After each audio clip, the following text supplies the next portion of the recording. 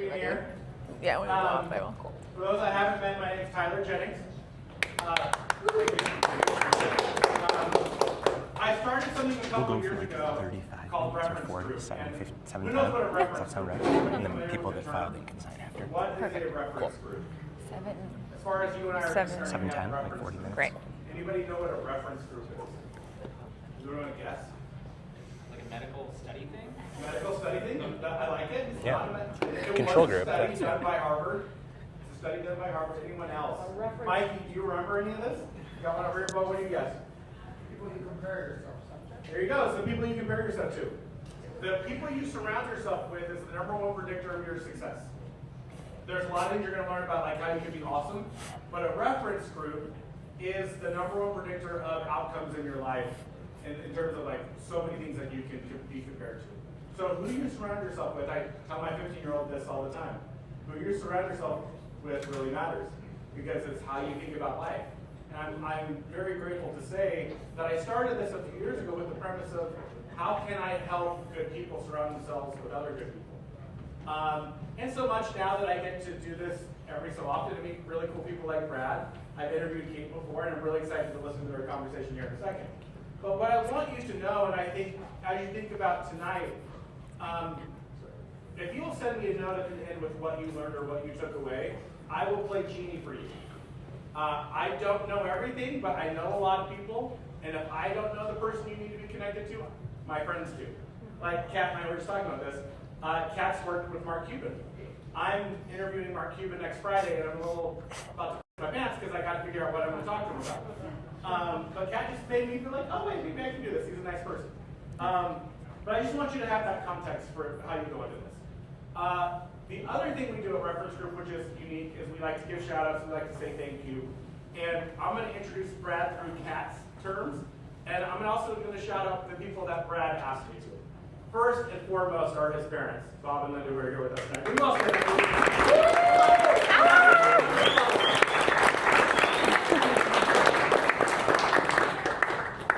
Let's talk about this, Mom. Don't give her the microphone. You don't know what you're getting into. You're not going to get it back. Did you think your son was going to be an author? It's not that surprising. Oh, okay, so that's surprising. We'll take it. It's very verbal and very early. Very verbal at a very early age. Listen, I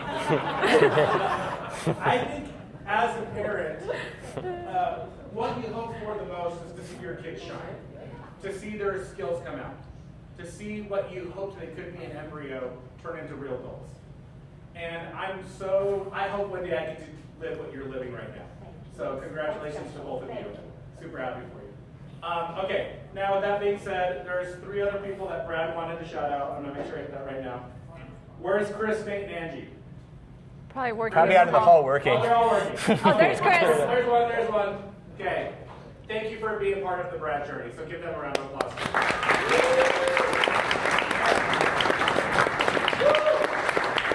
2 parts left. This is part 1. This is from Kat. Brad Stulberg has been my coach, my friend, and a steady presence through some of the most intense chapters of my life for over 8 years. What I've come to know about Brad is that the wisdom in his books isn't separate from who he is. It's how he shows up. His guidance is grounded, his empathy is real, and his friendship has meant more to me than I can easily articulate. I'm thrilled for all of you to meet the person behind the ideas. Brad is the best-selling author of The Practice of Groundedness, Master of Change, and Peak Performance. He writes for the New York Times, co-hosts the podcast Excellence Actually, and serves on the faculty of the University of Michigan. He coaches executives, athletes, and physicians on sustainable performance and well-being. Pretty cool guy. So I'm super grateful for this today. I'm going to tell you one personal story about Brad. I've never met Brad before 30 minutes ago, but I had read Brad's tweets, and I came across one of his tweets about the premise of being the best at getting better, and I'm sure we're going to talk a little bit about this tonight. But the idea of not trying to be the best, but to be the best at getting better is so powerful. So powerful as much that when I posted about this on LinkedIn, one of my very best friends who runs a multi-billion-dollar company was debating what should he say to his team at the beginning of this new year. And the premise of the best at getting better was the whole presentation. It went over incredibly well. He has now agreed to buy 400 books for the whole team. Thank you. You're a good Dan salesperson. Cook, this recording Dan Cook. He has agreed to this. Dan Cook will be delivering 400 books to his team about the way next week. So, now, last part you need to know is before I just invite them up, we are all going to stand when I invite them up, and I'm going to tell you why. Because putting yourself out into the world, being an entrepreneur, trying what they try, showing up like this is incredibly hard. Who's young and who knows what an NPC is? Mikey, what's an NPC? A non-player character. I don't want anyone going through life being an NPC. Don't go through life being a non-player character. Get in the arena. Being in the arena where it's at, it's so much more fun. And watch what happens and watch your journey unfold as you get in the arena. If you will get in the arena, the universe aligns behind you and incredible things happen. But that's why we shout and praise, and we're going to hoot and holler here in a second for Brad and Kat when I ask you to. Okay? So, if you don't stand, you are welcome to leave. And I will be watching. So, everybody cool with this? Do we need to practice? Is everybody ready for this? Maybe I've done this for a while. You do it for your sports stars. You've all been to games, so you've all stood up for somebody who just did an awesome dunk. We're going to do it for our entrepreneurs. Everybody done with this? Okay. Welcome to Reference Group, Brad and Kat!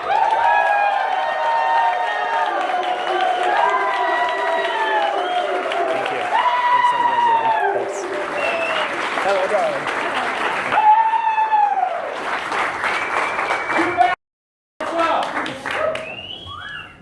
Will you guys tell my kids I'm a bad? That would be so nice. Is your mic on? Y'all can hear me? Yeah, I'm on. Okay, sweet. So we're gonna start with a different than I thought we would start. But first, I want people to get to know Brad behind the book. I have the pleasure of knowing you for a long, long time. So my favorite question is like, what was like something about you as a kid that has stayed with you as an adult that you don't usually talk about? You should ask my parents. We're listening.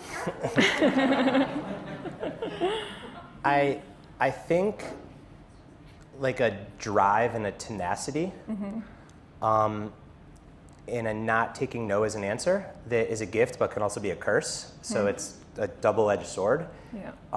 But like an obsessiveness. And that was put forth in sport.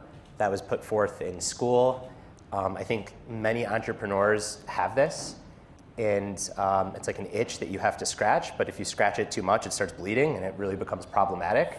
And I think like one of my greatest gifts, but also the biggest challenges in my life is like how to harness that innate obsessiveness.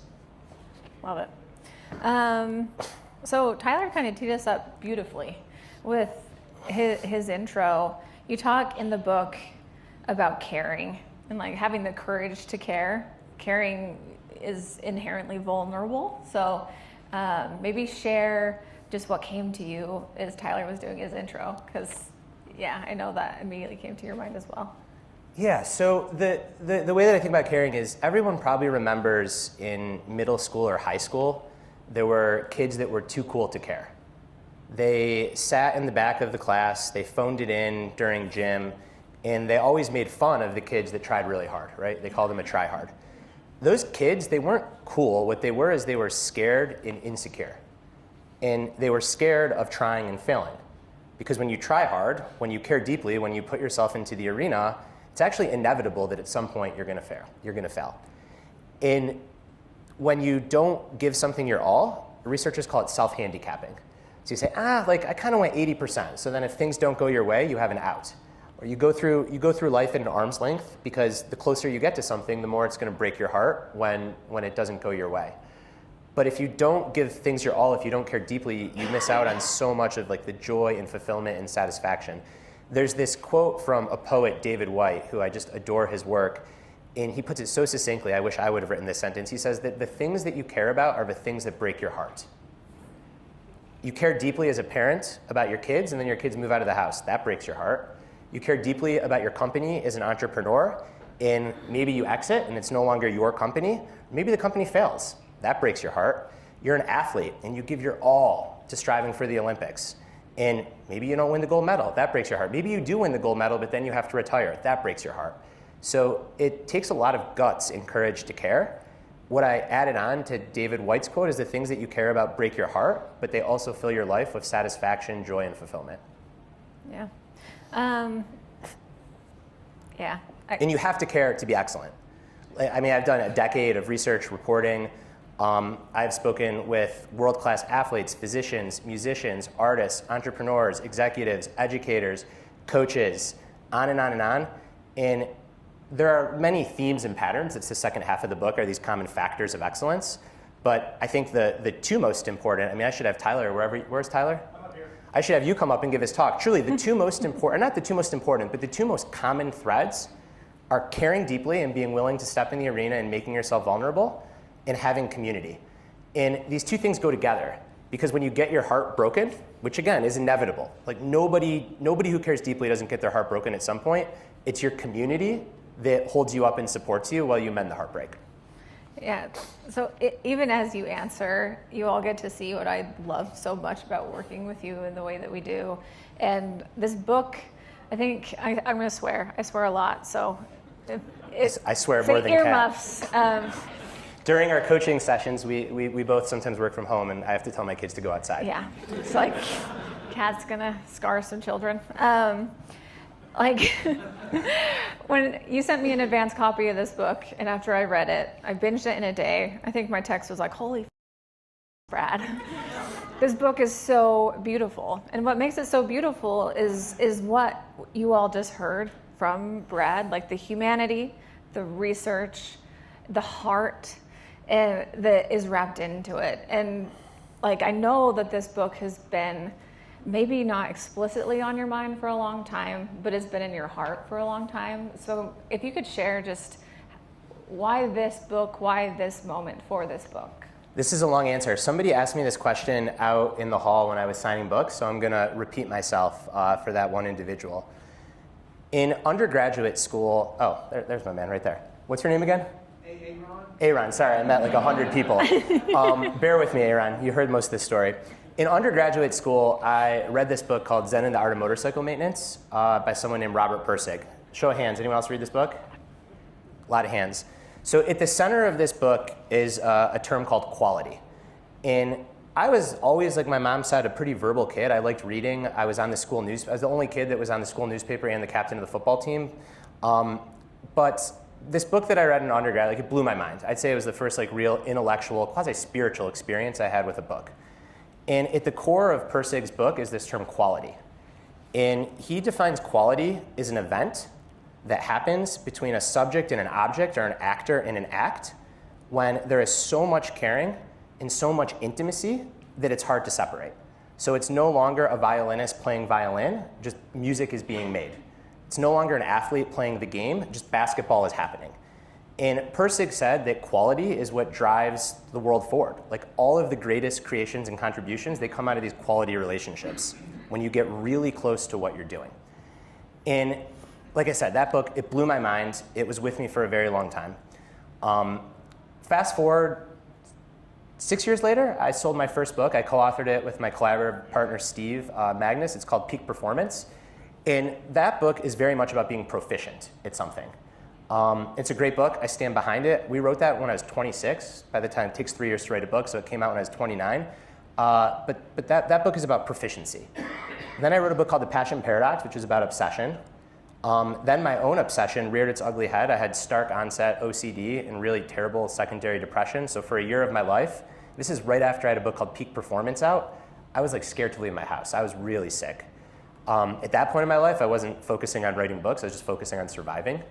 I'm very fortunate that I did survive. I'm here. I got out of that period. And then I wrote this book, The Practice of Groundedness, which is really like the counter to the passion paradox. It's like if you're going to have this obsession, how do you stay grounded? How do you channel it? And that's a mental health book more than anything. What's fascinating about that book is that book took off with Olympians. And there's like one little sports story. But that got me thinking that like that drive, that itch, like just pushers, we have it. And it's a gift and a curse. Then I'm doing well. My family moves across the country. I step away from my corporate job because I was doing that part-time to be a writer full-time. I have a kid, I have another kid, the pandemic happens, and I'm not very good at change. And every author at some point, you need to write the book that you need yourself. So I wrote a book called Master of Change, even though I suck at change. And the worst thing about that book is it's a very commercial title, but sometimes people introduce me as the Master of Change. I'm like, you got the wrong guy. So that was a very timely book, right? Like it was timely for my own life and for the world. That's a COVID book, because it was this huge disruption event, and I wanted to try to figure this out for myself. And now I'm about to be 40.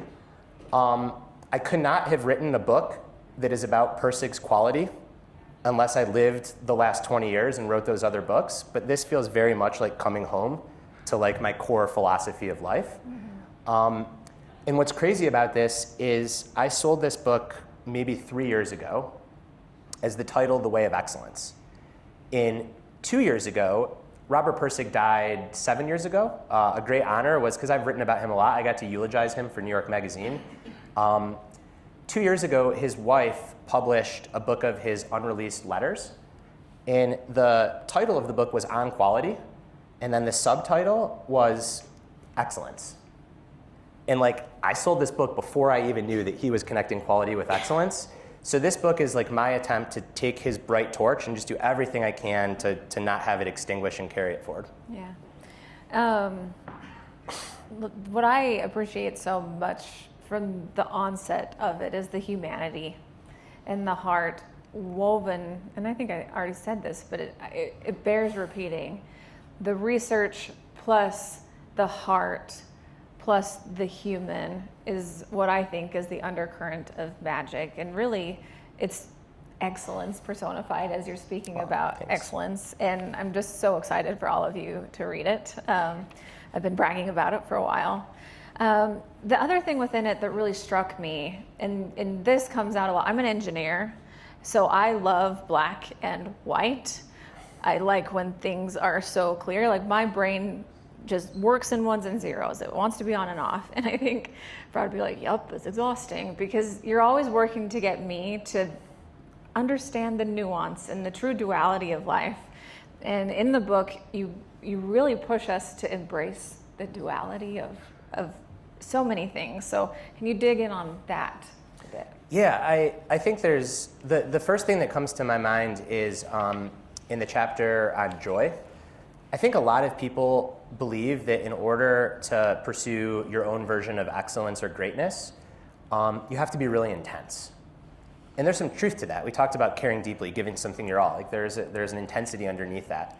I think what has happened though, and it's really unfortunate, especially on the internet and social media, is excellence has kind of been co-opted by the bros that say that like you always have to be angry, you always have to have a chip on your shoulder, you always have to be resentful. If you're not crushing yourself or crushing someone else, then you're never going to be great.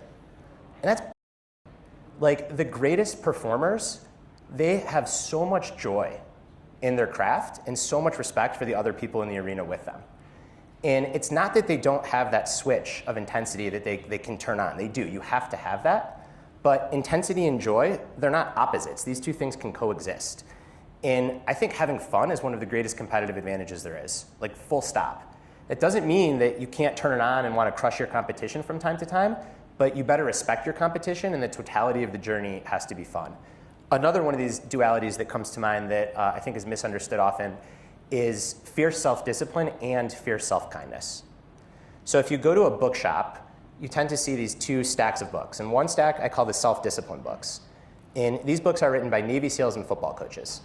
And these books say that you have to be disciplined, you have to take responsibility, life is hard, no one's gonna do your bidding for you, so you need to be disciplined. And then you've got the other stack of books, and these tend to be written by yoga teachers and meditation teachers. And these books are all about self-kindness. And these books say that life is hard, so that's all the more reason to be easy on yourself. And there's so much that's out of your control, so you need to be kind to yourself. And these things are pitted against each other as opposites.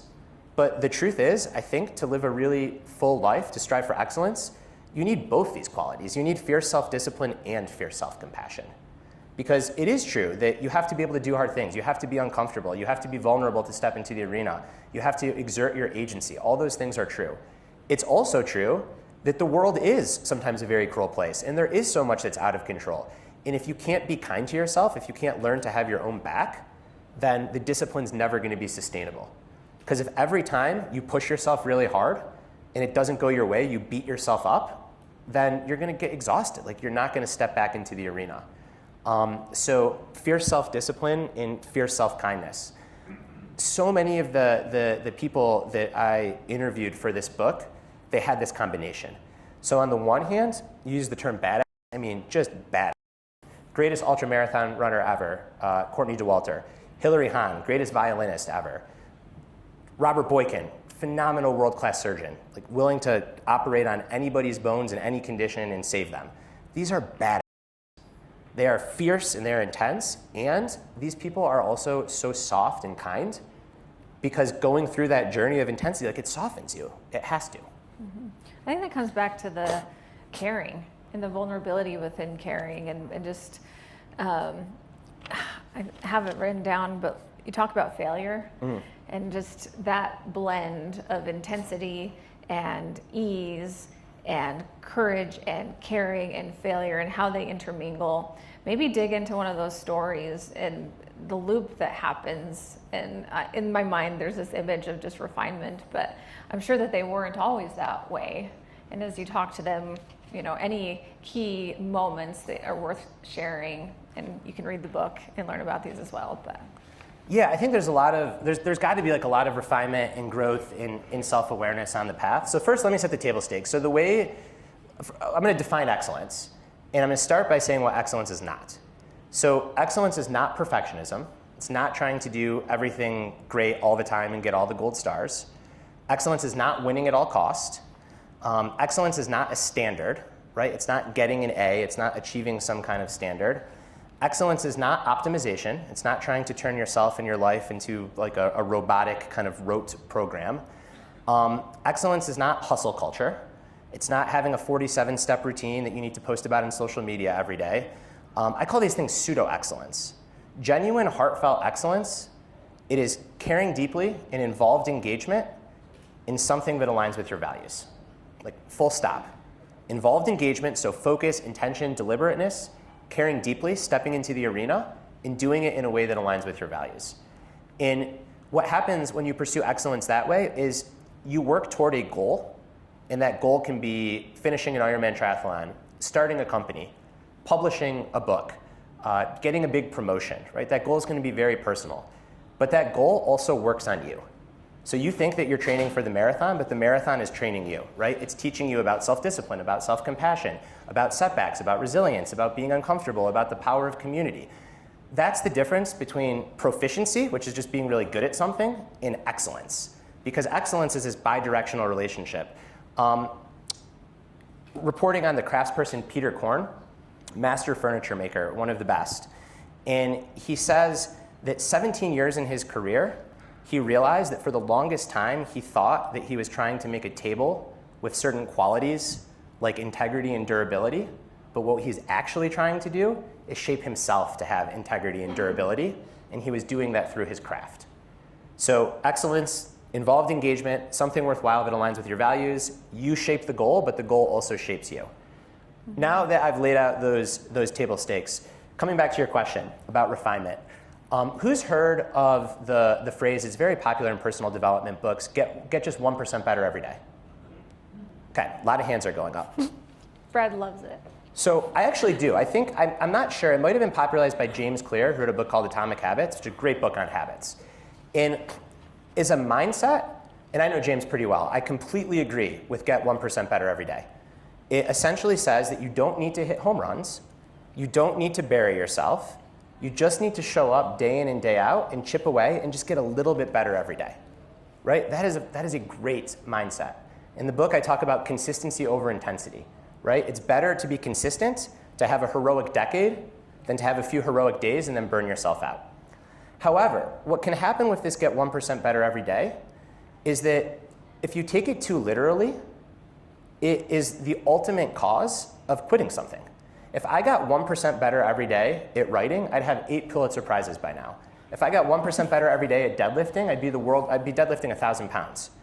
What ends up happening in any craft is when you are relatively new to it, you do get 1% better every day. Heck, you get 100% better every day when you're brand new to something. And then you get 50% better every day, and then 25, and then 10, and then 5, and then 1. But eventually, as you get good at something, you don't get 1% better every day. You get on long plateaus. Sometimes you actually have to go backwards. The motivation has got to shift from those tangible little bits of dopamine that you get from visible improvement to a love for the craft and into being really curious about what you're doing. So get 1% better every day for the first year, 2 years, 5 years, in some domains, maybe even 10 years.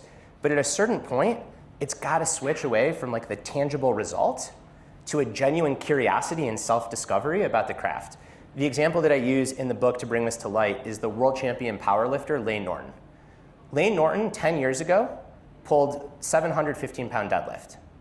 He recently set the world record. Does anyone have a guess? This is 10 years later. Does anyone have a guess what Layne Norton's world record is for his weight class?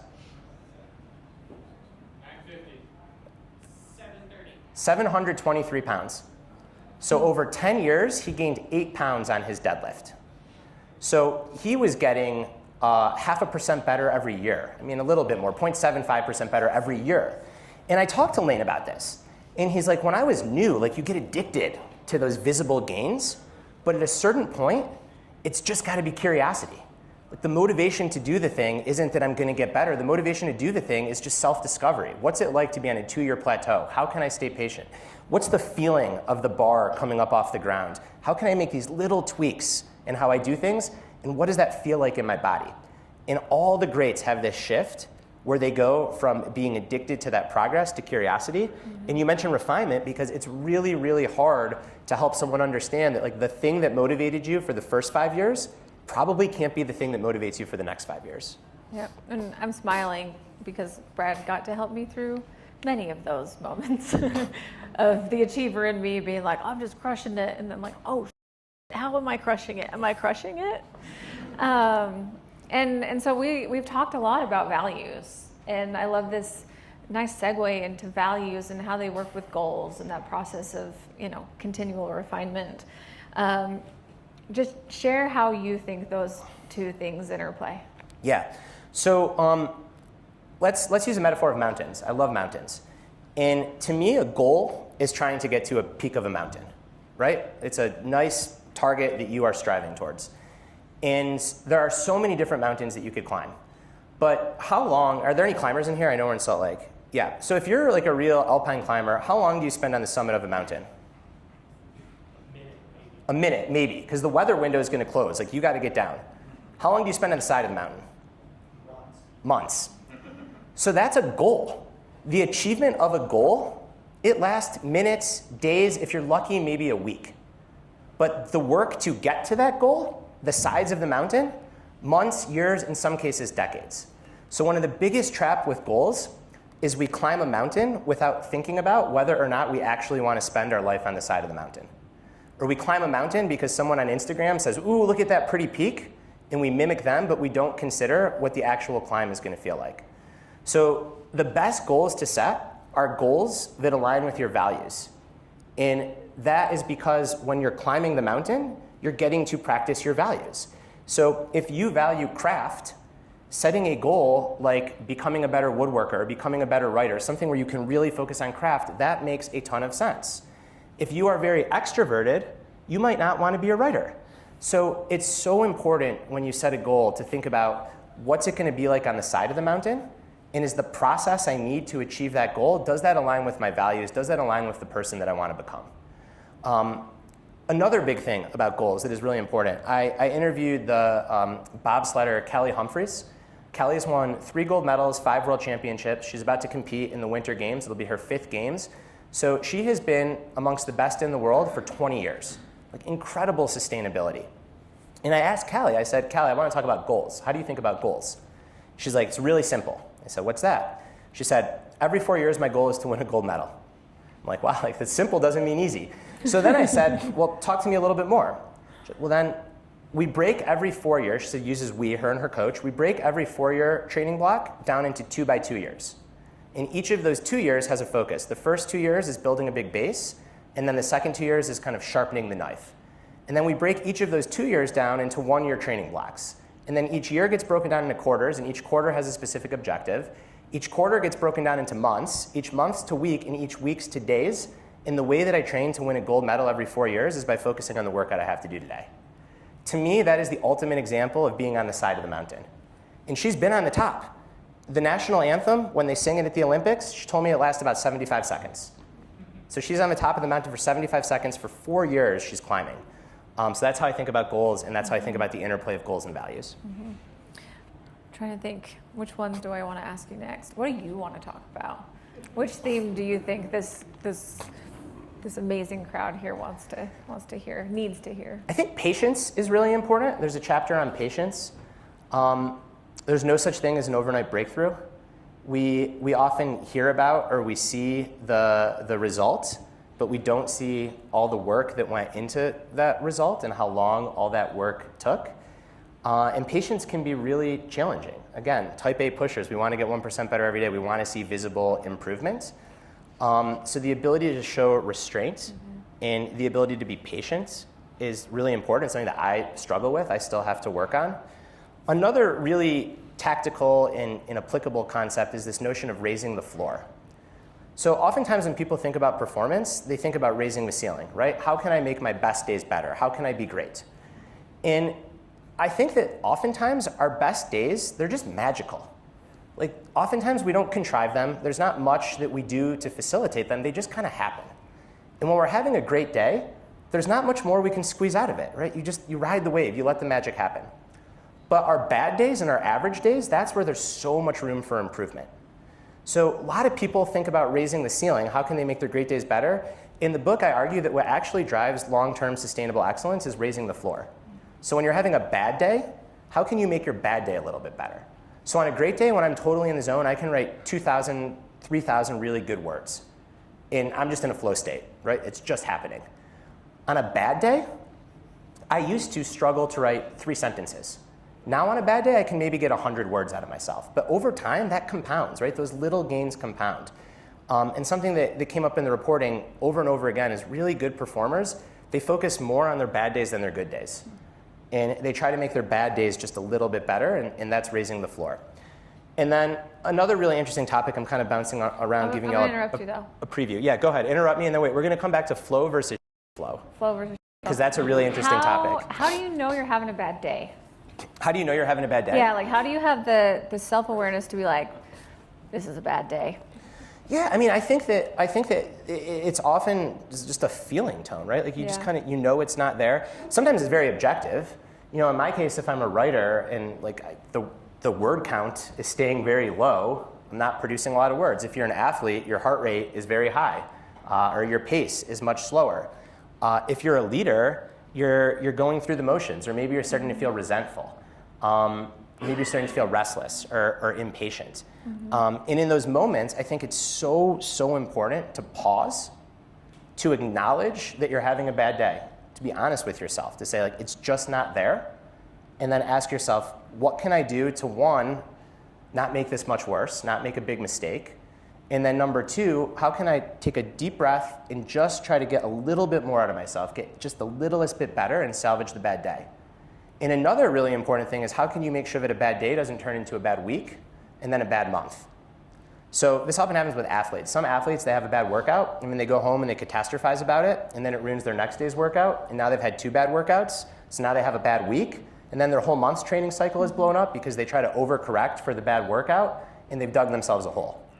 That's very different than an athlete who can have a bad workout and who can say, that was a crappy day, tomorrow's a new day, and just, that's it, leave it at that. And all of this starts with an acceptance that like bad days are a part of greatness. By definition, like it's on a bell curve. So not every day is going to be on the far right. Most days are going to be in the middle, and some days are going to be on the left. Yeah, that's what I love about the difference between excellence and the craft of excellence versus performative excellence. There's no room for a day because like I always got to be the best, right? Yeah. And if I just show up, I'm the best. Like that's not real.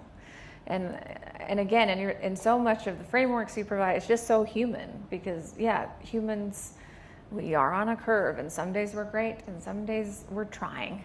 But that's all true, and it's not like a let's all hold hands and sing Kumbaya book because you also want to win generally. Yeah. And competitively, if your day is better than your competition day, then you're winning. Truly, my father, and I went down a very different career path. He was a wonderful financial advisor before he retired, and what he'd always say is it's really easy to make money when the market's good, but the real job is when the market's bad to lose less money than the other people are. That's raising the floor, right? Like that's actually where the bigger gains come, and we often inverse that. Yeah. I like that I ran the risk of being too zen. Flow versus flow. Yeah, so oftentimes people ask me how excellence is different than flow. I assume I know Ryan's heard of flow. There's people in the audience who have heard of flow. Flow was coined by the psychologist Mihaly Csikszentmihalyi. It's a phenomenal concept. Flow is when you are just totally in the zone. The great days. It's when the magic is happening. Excellence is different from flow for a few different reasons. The first is that excellence includes flow, but it also includes all the mundane, tedious, boring, nailing the fundamentals that gives you a chance of getting into a true flow state. So flow is a part of excellence, but the transcendent moments, the flow moments, they only happen after doing the boring work of nailing the fundamentals, and excellence is equally concerned with both. The other way that excellence is different than flow is my definition of excellence. If you take anything home with you, I want it to be this, right? Involved engagement in something worthwhile that aligns with your values. The second half of that aligns with your values is very different than flow, because flow is values agnostic. So you can have flow doing something that is in lockstep with your values, but you can also get into a flow state, gambling. You can get into a flow state, rage scrolling Twitter. These are what the psychologist David Pizarro calls flow. And what he argues is that the modern world is just set up to give us flow experiences. So you're scrolling Instagram, and it's been 2 hours. So now you've lost a sense of time and space. When you're in the zone, you kind of lose a sense of yourself, right? These are all the characteristics of flow. But most people's values aren't to spend 2 hours mindlessly scrolling social media. Although sometimes you have to give yourself grace and actually let yourself do that. But most of the time you don't want to be doing that. But that's a flow state. So flow is agnostic to values, whereas excellence, it has to be aligned with values. And then the third difference, which kind of loops back to the first, is that a trap of flow is becoming addicted to flow. The good kind of flow, not flow, the good kind of flow.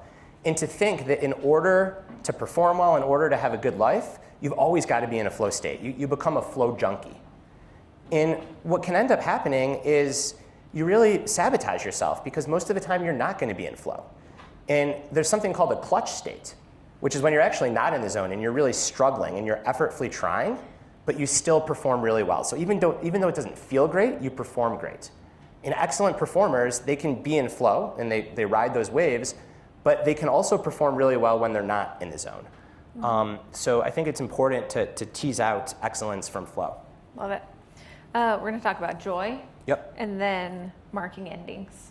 Yes. And then that will be our ending before you Well go done. back and sign more books. So you hit on joy a little bit early on, but in the book you say joy and intensity can coexist, but joy is driving the car. Tell me what comes to mind as we talk about joy. That's a quote from Courtney Dauwalter, who I mentioned earlier. She is, I'd almost say hands down, I guess I'll say arguably, the greatest ultra runner of all time. She won the Triple Crown, which are the 3 toughest 100-mile races in a span of 10 weeks. So in 10 weeks, she won 3 100-mile races, and these races are at massive elevation. And Courtney is extremely intense, and she's a total maniac. You have to be a total maniac to do what she does. She is also one of the most joyful people that I met reporting for the book. And I was talking to Courtney, and what are you experiencing at mile 75 of an ultra marathon when you're alone on a ridgeline and it's the middle of the night and you're hungry and you don't really know why you're out here doing what you're doing? And she said, I laugh at myself. And she said that joy doesn't always have to be driving the bus, but it's always got to at least be in the passenger seat. And that really stuck with me. Because again, we talked about badass, like Courtney is a badass.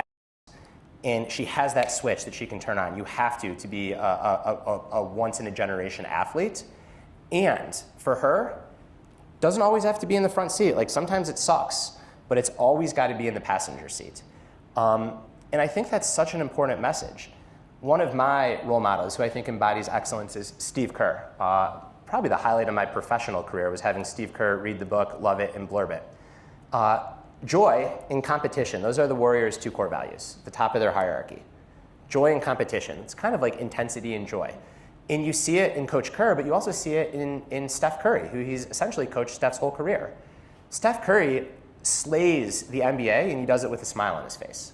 Even Michael Jordan, right, who is kind of known for his anger, what did he do when he was going up to dunk the ball?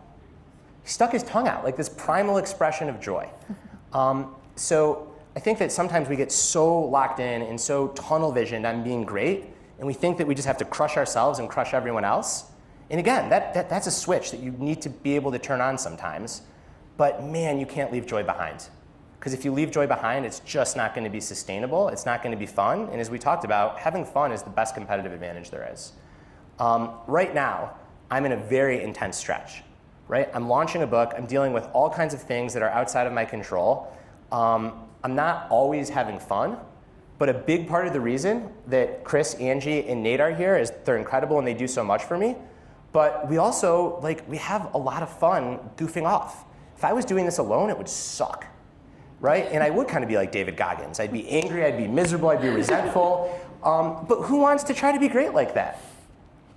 Not me. Yeah. All right. Let's talk about community then. And then we can talk about marking endings. Community, you talk about community. I'm not going to set you up here. Yeah, it's like Tyler said. My man, we're on the same wavelength. One of the lines that is in this book that already, because I'm seeing all these comments that people share a lot, is the people with whom you surround yourself shape you. That's your reference group, right? Same thing. 100%. We're just lounging up there, man. Study. He sponsored the thing, so he can do this. Study after study shows that our motivation is contagious. Our actual performance is contagious. There's this fascinating study of Army cadets, and you could predict which group of cadets would succeed based on the attitude of the lowest performer. Isn't that fascinating? So cadets are groups of 30, and you could look at the attitude of the lowest performer, and based on that person's attitude, you could predict how the whole group would do. There's research out of hospice that shows that when people are on their deathbeds, they don't reflect on outcomes. They don't say, I remember the IPO, or I remember the gold medal, or I remember the promotion to president of the company. They remember the people that they did it with, the relationships that they forged. The Detroit Lions, our hometown football team, they're terrible. They're probably going to be terrible again, unfortunately, but they were terrible, I should say, for my whole adult life. There's a t-shirt in Detroit that says the Detroit Lions have been rebuilding since the 1950s. That's the Detroit Lions. They finally got pretty good. And a few years ago, they won their first playoff game in what, 50 years? No, 34 years. Their first playoff game in 34 years. And after the game, they cut to the locker room. And in the locker room, the general manager, the head coach, and the quarterback, they all spoke for maybe 40 seconds with the team around. This is the NFL, right? Like these are tough dudes. What do you think, what word do you think was repeated most in those 2 minutes? Love. 7 times. 7 times. And that's it, right? Like love. They didn't say win. They didn't say crush. They said love. And that's excellence. They got their heart broken by the Niners, but that's still excellence. Like that's an NFL football team. These are tough guys at the top of a sport, and they're talking about love. And if that's not like the best endorsement for community and for the journey that you go on together, I don't know what is. Caitlin Clark, also in the book, there's this epic story of when they lost to LSU in the finals, and her teammates went out to a bar after, and they're all devastated, they're all heartbroken, and a fan comes by, and Caitlin Clark wore number 22, and he said 22 shots for number 22. She didn't end up taking 22 shots. That'd be very dangerous. However, these ladies that are normally super strict, super dialed, they're elite athletes, they went out and they drank a little bit after that loss. And Caitlin Clark says that night, after she got her heart broken in the biggest way, is the night that she will remember the most from her collegiate athletic career, because she was with the women that she loved. Like, that's it. Like, it's so important. If you are trying to reach the top and you're trying to do it alone, I would encourage you to try to find other people to reach the top with. You know, I think we call it there. There's more books to buy and to be signed out there, so please buy one for you, for your family, for everyone you can think of that needs to read about this, because community is caring, right? Anything else you want to share before we close? I just want to thank you, Kat, for yeah. just being so incredible. And you're just, Kat is the best. So y'all are so lucky to have Kat in your community, truly. She is excellent. Oh, So thank you, Kat. Thank you, everybody, for coming out. I hope that y'all enjoyed the talk, learned a thing or two. Like Kat said, if you haven't yet, please come by, check out a book. I'm happy to personalize it, to sign it. If you already got a book and you love this so much, get another one. That's my sales pitch. But truly, thank you all, and it was a pleasure. Thanks, Brad.